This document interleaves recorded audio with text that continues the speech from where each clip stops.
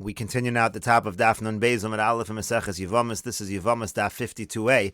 The Gemara says, "Hi get achar getu." This is a case of get achar get. Rashi over here explains the question.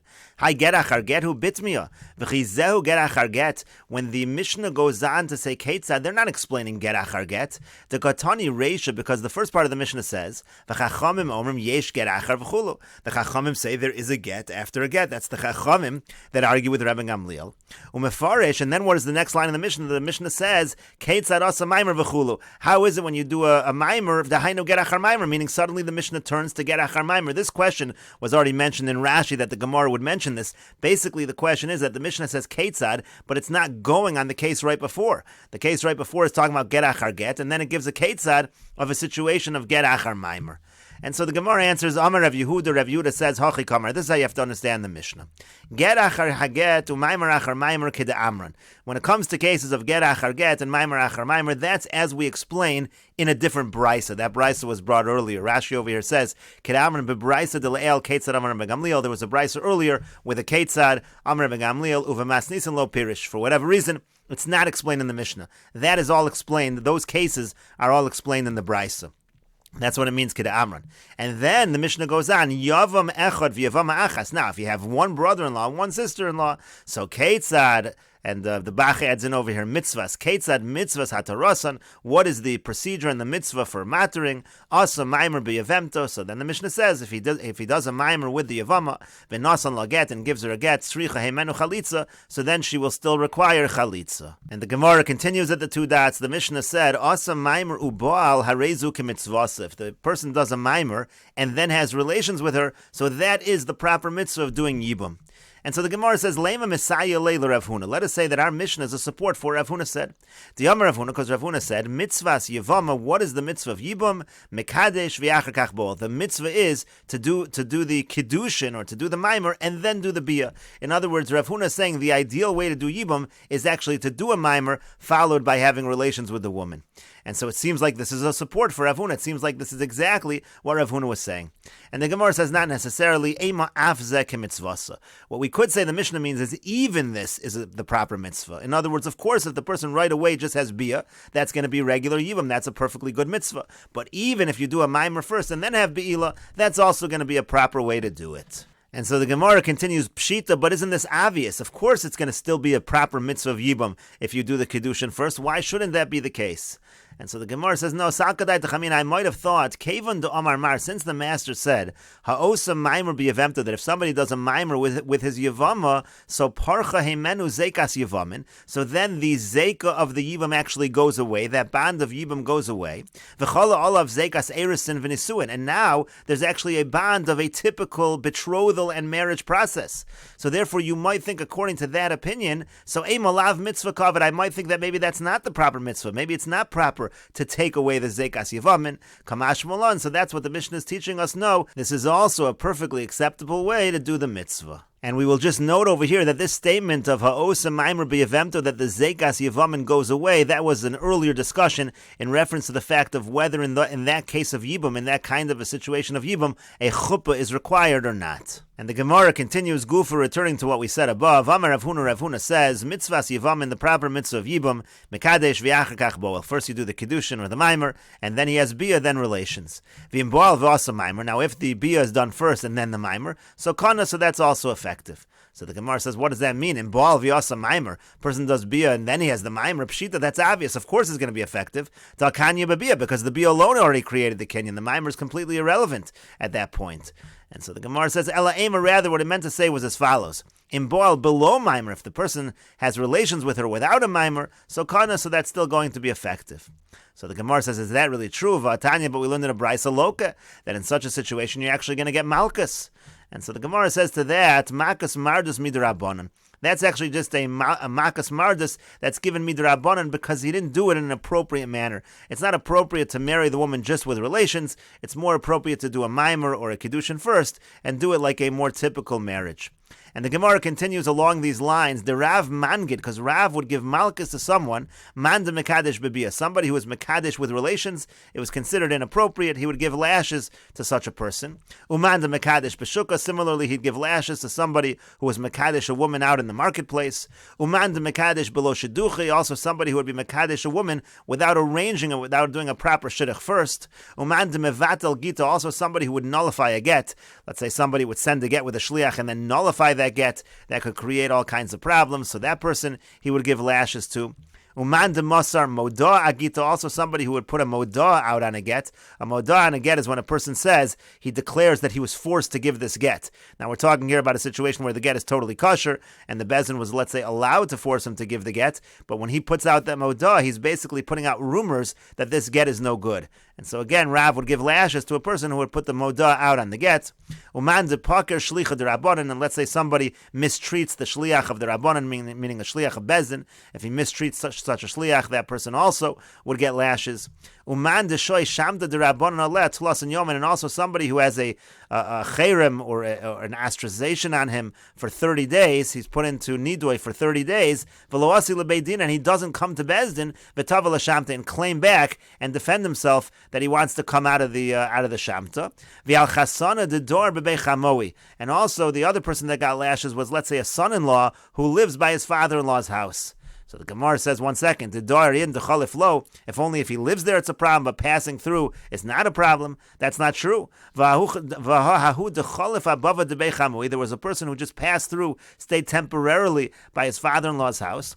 Vinag de Rav Sheshes, and Rav Sheshes gave that person lashes, so apparently even that is going to be a problem. And so the Gemara says, Ahu, in that particular case, the reason why it was a problem was made them have a dayim echamase. There was already suspicion that he was having relations with his mother-in-law. There were suspicions in that case, so there even passing through is a problem. But in general, the problem really only exists, again, when you're really living by the father-in-law's house, because again, the problem is that it looks inappropriate in terms of the possible znus that's going on between the person and his mother-in-law. And the Gemara continues, Nahardoi Amri, and Nahardoi they say, Bekulu lo mangid Rav. In all the cases we listed above, Rav would not give lashes. Elo lemekadesh bebio v'lo shiduch. It was he only gave lashes to somebody who did a kiddushin using bia, using relations, and that person did that without shidduchim, without arranging the marriage first.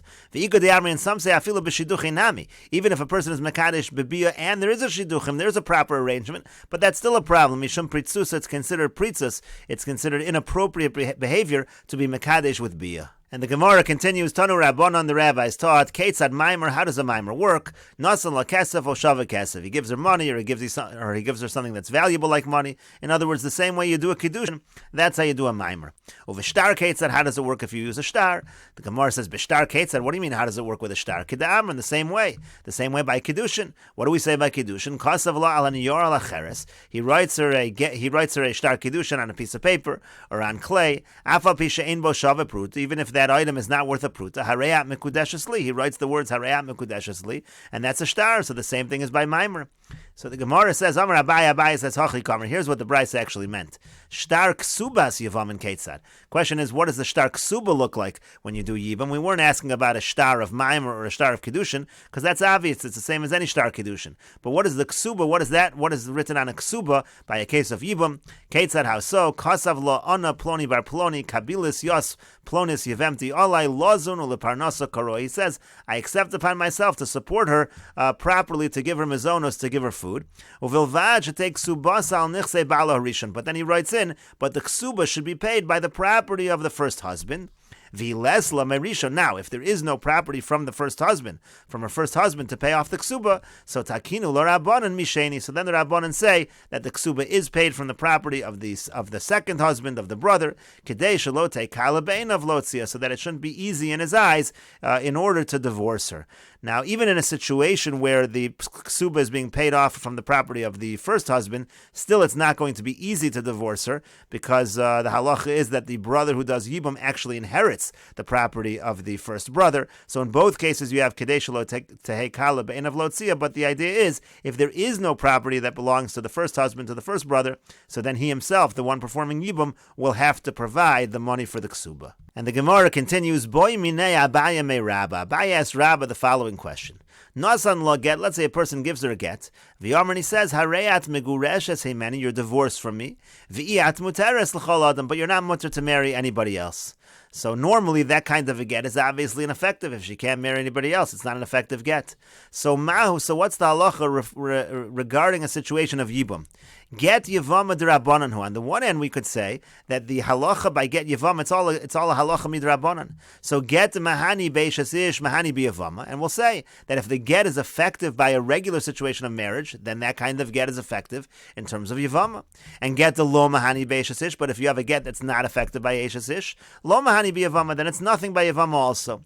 Oh, deal more maybe deal masi lechlufe begita. Maybe there is going to be some kind of confusion with a regular get. People won't know what's happening over here.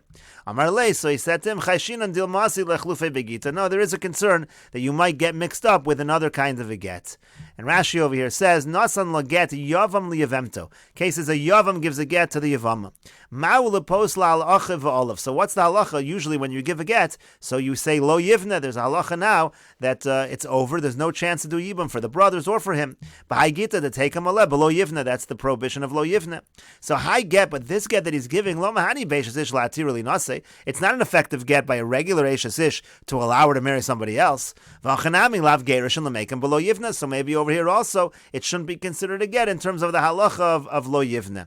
Lechlufe begita, but maybe you'll get confused. V'lichnos yivama achar a get. If people see that this get was nothing, they'll think a regular situation of a get also is nothing, and they'll think they can marry the yivama after the get. And so that's what he responded. Chayshinan, we are concerned that you might get mixed up, and therefore this get is going to be effective to put in place the prohibition of lo yivne. But the Gemara continues, Maskif lo Rabbi Bar Chanan. Rabbi Bar Chanan asks the following question, Elameata, but according to that, Yoiv lo niyara bialma. Let's say he just gives her a regular piece of paper. Hachanami de pasla, that also should make her puzzle, because again, there's going to be some kind of confusion. And so to that, the Gemara says, Amar Lei said to him, Hasam lo pasal b'kahuna. Over there's no psul by kahuna, hacha kapasal b'kahuna. But here there's a psul by kahuna. Rashi over here says, hacha pasal b'kahuna. Kohen shenasan get kozel ishto. Let's say a Kohen gives a get like this, which says, you can't marry any other person. I'm giving you this get, but I'm conditioned you can't marry anyone else. So that get actually is enough, asra olav, that's enough to make her asra to him, meaning it works in terms of the fact that he's a Kohen that can't marry a grusha. And that's why by this kind of a get, where you say, I'm giving you this get, where it works to passel for kahuna, so we're asking by yibam as well. But over here, where you're talking about a situation of just giving a piece of paper, that would do nothing in terms of kahuna, and therefore there's no question here by yibam also, it would do nothing. And the Gemara continues, the Tanya, as we learned in a Braisa, V'isha grusha me'isha, it says he's divorced from his wife. So lo yikachu, it's talking about the fact that a Kohen can't marry a divorcee. Afilu lo nisgarsha ela me'isha. We make a drasha even if she's only divorced from her husband. Even that's what it means, grusha me'isha. Even if he said that I'm divorcing you, but you can't marry anybody else, lo yikachu. Still, that's a problem for Kohanim. Lo yikachu, can't marry that woman. V'hainu reach haget sheposel bekuna. That's what we call the reach haget, meaning even if it smells a little like a get, it looks like a get, but it's not a real get, that's enough to passel by kahuna.